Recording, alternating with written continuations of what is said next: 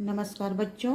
कल हमने हिंदी विषय में चैप्टर नंबर 3 अंतरिक्षपरी सुनीता विलियम के बारे में ज्ञान थोड़ा प्राप्त किया था, जिसमें उनके जन्म के बारे में, उनके माता पिता के बारे में और उनके बचपन के बारे में हमने ज्ञान प्राप्त किया था।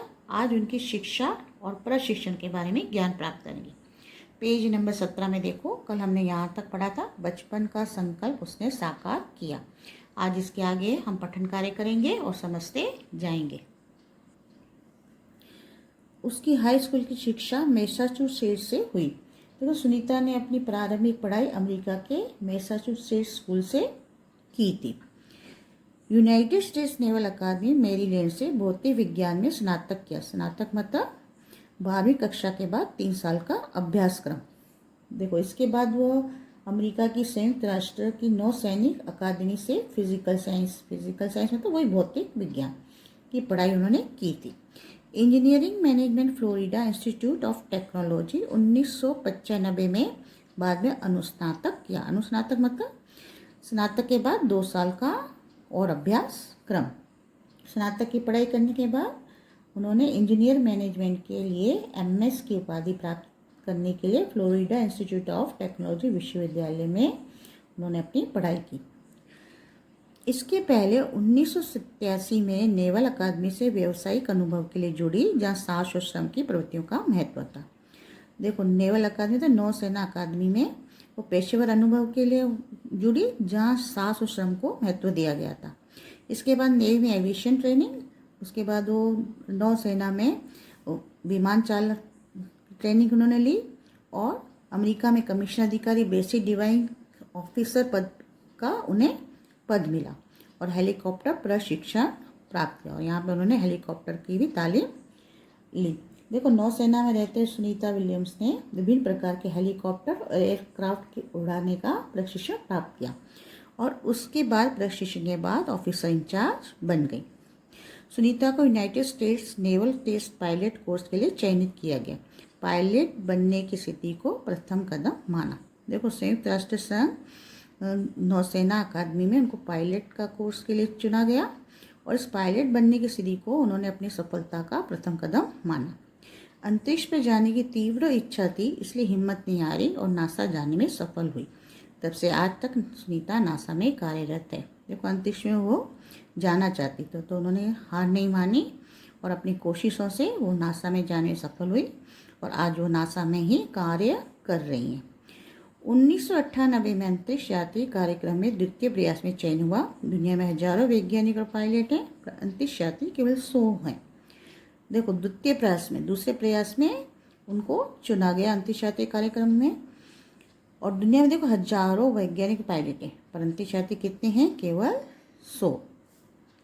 सुनीता ने खास मित्र अध्यायी माइकल विलियम्स से शादी की और सुनीता पंड्या से सुनीता विलियम्स बनी।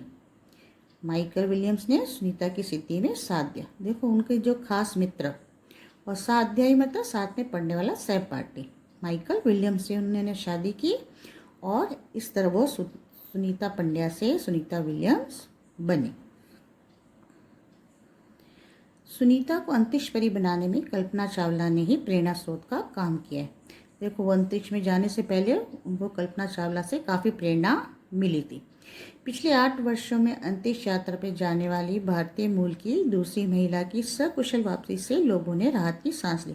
देखो, सुनीता विलियम जब सकुशल धरती पर वापस लौटी तो सभी लोगों ने राहत की सांस ली, क्योंकि इससे पहले जैसे मैंने आपको आगे बताया था कि कल्पना चावला का यान जब वापस पृथ्वी पर लौट रहा था तो किसी कारणवश दुर्घटनाग्रस्त हो गया था और वह सकुशल पृथ्वी पर नहीं लौट सकी। तो जब सुनीता विलियम्स सकुशल पृथ्वी पर लौटे तो सब लोगों ने राहत की सांस ली। अपनी वापसी के समय उन्होंने कहा था कि नासा के अभियान में कल्पना के साथ काम करना बेहद सुखद अनुभव था। तो जब वापस आई तो उन्होंने कहा था, जब कल्पना जीवित थी तो उन्होंने कल्पना चावला के साथ कुछ समय काम किया था। तो बताती हैं कि उनके साथ काम करना बहुत ही मेरा अच्छा अनुभव रहा। उनके साथ काम करना का हम दोनों की रुचि काफ़ी अलग थी, लेकिन भारतीय होना हमें एक सूत्र में पिरोता था। तो दोनों की रुचि काफ़ी अलग थी, लेकिन दोनों भारतीय होना उनको एक बनाए रखता था। दोनों को भारतीय संगीत से बेहद लगाव था। कल्पना से मुझे काफ़ी कुछ सीखने को मिला। देखो, दोनों को भारतीय संगीत से भेद लगा होता और उन्होंने कल्पना से बहुत कुछ सीखा।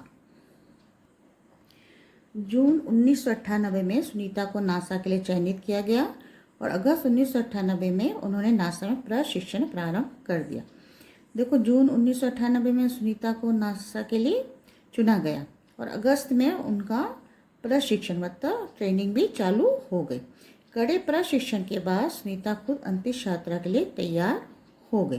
देखो, उनका जो तालीम हो रही थी, ट्रेनिंग हो रही थी, वो बहुत ही कड़े तरीके से हो रही थी और सुनीता ने अपने आप को उसके लिए अंतरिक्ष यात्रा के लिए तैयार करने के लिए प्रशिक्षण लेना शुरू कर दिया।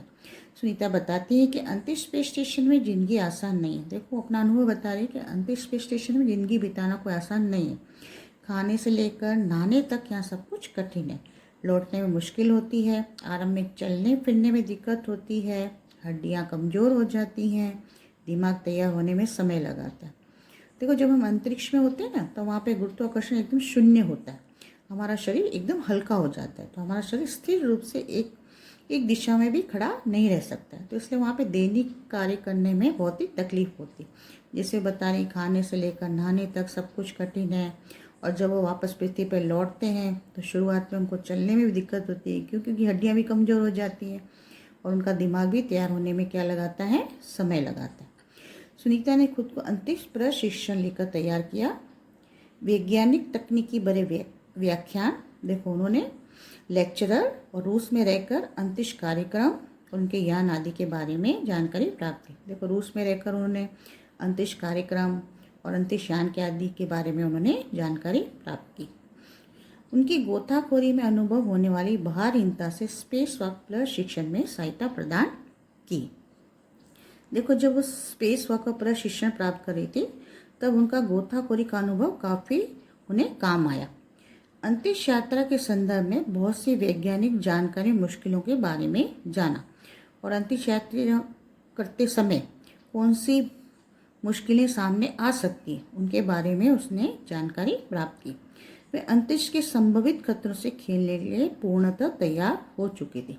मतलब अंतरिक्ष में जाने के बाद कौन से सामने कठिनाइयाँ आ सकती, कितनी मुश्किलें आ सकती, तो उनका सामना कैसे करना है, इसके लिए सुनीता ने प्रशिक्षण लेकर अपने आप को पूर्ण रूप से तैयार कर लिया। सुनीता पूरी तैयारी के लिए 9 दिन पानी के अंदर भी रही। देखो, और ट्रेनिंग के समय वो 9 दिन पानी के अंदर भी रही। 9 दिन पानी के अंदर रहना कोई आसान बात नहीं होती।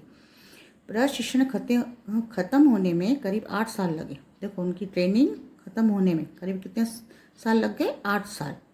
इस तरह उनकी 8 साल तक तो सिर्फ ट्रेनिंग ही चली, मतलब प्रशिक्षण ही चला। आज बच्चों, आज हम सिर्फ यहाँ तक ही ज्ञान प्राप्त करेंगे। इसका आगे का ज्ञान हम भाग नंबर 3 में प्राप्त करेंगे। आपका बहुत बहुत धन्यवाद।